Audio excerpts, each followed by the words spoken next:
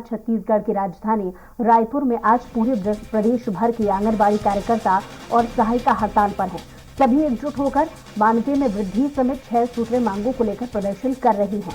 रायपुर में 27 जनवरी तक महापड़ाव करने का आंगनबाड़ी कार्यकर्ता और सहायिकाओं ने फैसला ले लिया है।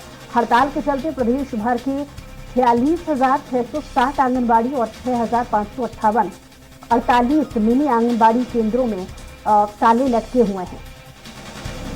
तो आंगनबाड़ी कार्यकर्ताओं द्वारा विरोध स्वरूप हड़ताल की जा रही है।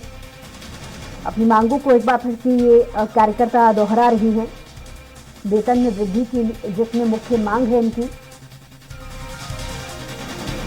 और इस पर ज्यादा जानकारी के साथ हेमंत शर्मा हमारे साथ लाइव जुड़ गए हैं। जी हेमंत, आंगनबाड़ी कार्यकर्ताओं द्वारा विरोध जाहिर किया जा रहा है, हड़ताल की जा रही है, वेतन वृद्धि इसमें मुख्य मांग है।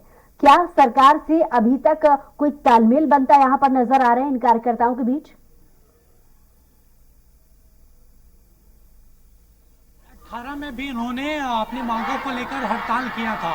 उस समय तत्कालीन प्रदेश अध्यक्ष नेता प्रतिपक्ष इनके मंच पर गए थे और कांग्रेस की सरकार आने के बाद इनकी मांगों को पूरा करने की बात कही गई थी, लेकिन आज 4 साल हो गए हैं, उनके मांगों को लेकर ध्यान नहीं दिया गया और इसी का नतीजा है कि बड़ी संख्या में आंगनबाड़ी कार्यकर्ता और सहायिकाएं रायपुर में हड़ताल कर रही हैं और 27 तारीख तक चेतावनी दी गई है सरकार को कि 5 दिनों की हड़ताल के बाद अगर उन्होंने इस संबंध में कुछ फैसला नहीं लिया तो आगे ये प्रदर्शन उग्र होगा।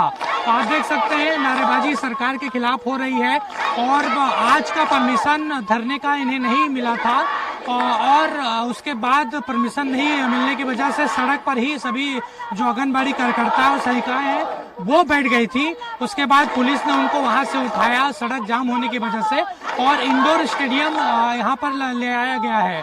सभी कार्यकर्ता यहाँ पर मौजूद हैं। कुछ कार्यकर्ता उनसे बातचीत करते हैं। ये कब से आए आप लोग, क्या मांगे?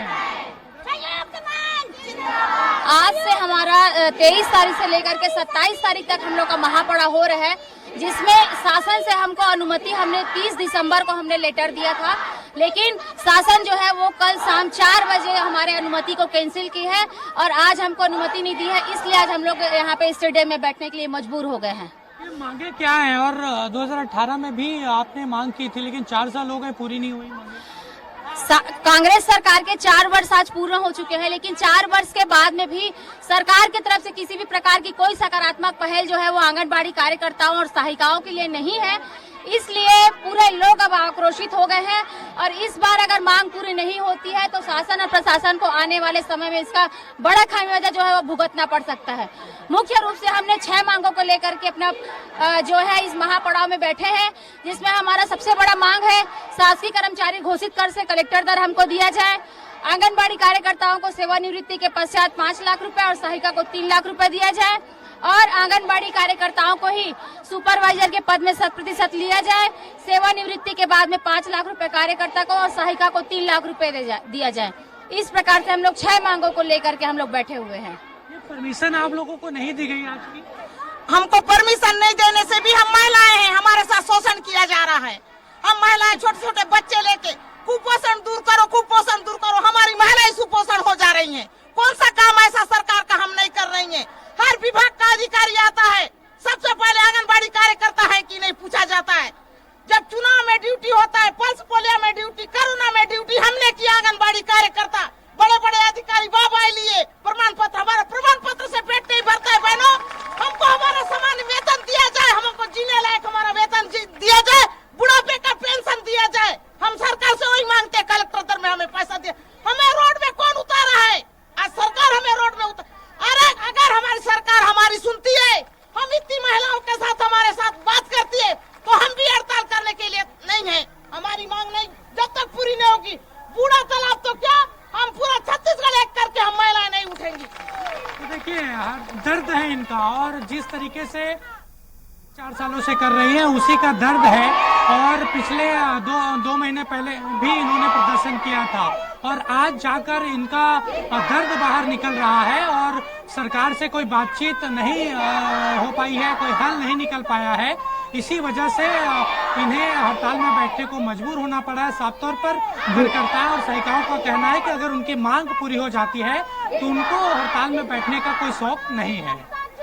जी हेमंत, साथ ही इन कार्यकर्ताओं से ये भी जानने की कोशिश कीजिए कि अगर वक्त रहते जितना भी अल्टीमेटम इनके द्वारा दिया गया हो, वक्त रहते अगर सरकार इनकी मांगों पर ध्यान नहीं देती है तो आने वाले वक्त में आंदोलन को लेकर क्या चेतावनी है?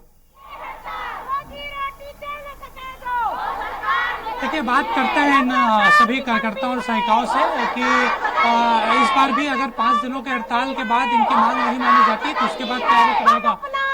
ये बताइए, 5 दिनों का आप लोगों ने अल्टीमेटम दिया है, उसके बाद किस तरीके से रणनीति रहेगी? हम लोग 23 से 27 तक अभी अल्टीमेटम दिया था और यदि 27 तक भी हमारी मांगे पूरी नहीं होती तो हम 28 से अपने जिला में बैठेंगे। और जो कार्यकर्ताएं यहाँ आई हैं, आज हम 5 दिवस के लिए पूरा बोरिया बिस्तर लेके आए हैं, सभी बस्तर से लेकर जसपुर तक का पूरा। और जो भी नहीं आए हैं, जो गर्भवती हैं, जो बुजुर्ग हैं, जो नहीं आने पाए हैं, वो 28 तारीख को पूरी तैयारी के साथ में जिले में रहेंगे। और इस बार आर पार की लड़ाई के लिए हम यहाँ रायपुर में आए हैं। तो देखिए बुसरा, इस बार आर पार की लड़ाई करने की बात यहाँ पर आंगनबाड़ी सहायिकाएं और कार्यकर्ता कर रही हैं। 23 से 27 तारीख तक इनका यहाँ पर हड़ताल चलेगा। हालांकि सिर्फ एक दिन यानी 24 जनवरी का परमिशन इन्हें मिला है प्रशासन द्वारा। उसके बाद किस तरीके से स्थिति यहाँ पर उत्पन्न होती है वो देखने वाली बात होगी। लेकिन इनके साफ तौर पर कहना है कि 5 दिनों के बाद भी मांग पूरी नहीं होती तो जिला स्तर पर प्रदर्शन किया जाएगा। और उसके बावजूद कोई ध्यान नहीं दिया गया सरकार के द्वारा तो विधानसभा घेराव मार्च में या मुख्यमंत्री घेराव भी इनके द्वारा किया जाएगा। चलिए, नजर बनाए रखिए आप। आपसे अपडेट्स और भी लेंगे। फिलहाल बहुत शुक्रिया तमाम जानकारी के लिए हेमंत।